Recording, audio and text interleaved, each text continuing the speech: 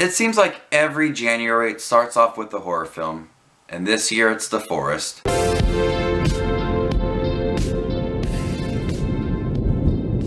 The Forest stars Natalie Dormer. You might have recognized her in the Hunger Games series, and she plays a young woman who's trying to find her twin sister who wandered off into a Japanese forest where everybody goes there to commit suicide. She tags along with a few tour guides and tries to find her twin sister only to be surrounded by paranormal forces. I guess this isn't actually a real place and sounds pretty creepy, but is The Forest a creepy movie?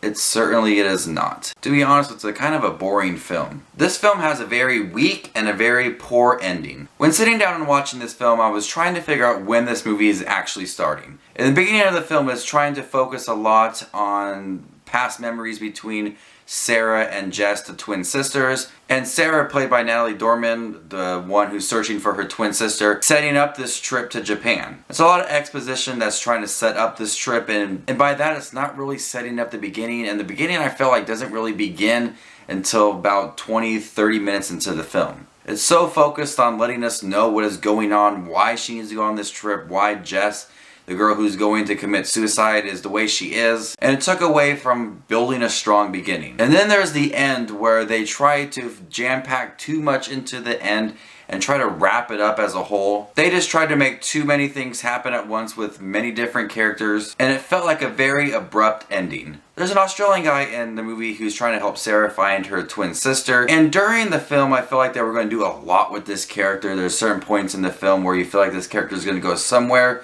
but they lead this character so uneventful, and I felt like they could have done so much more with this character because towards the end you feel like he's a big part in the story, and that's very poor writing for the character because you realize that he's just there to be there. Besides a poor beginning and a poor ending, in the between of the movie is very boring. We do have a jam-packed beginning and a jam-packed ending, and in the middle you have literally like nothing. It's just so boring to watch her walk around the woods with two other people. On top of that, you have some pretty laughable makeup designs. And it stays true to the January releases with how bad it is. In the end, The Forest is not a horrible film. I wouldn't put this at the top of the worst movies of 2016 list.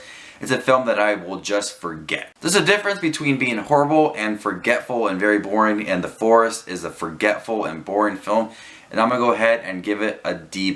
This is Just Watch Movies with this review of The Forest, the first 2016 release that I'm going to review, and it's starting off with a bang. January, you know how to do me wrong. So have you guys seen The Forest? Did you guys like it? Would you ever visit this forest in Japan?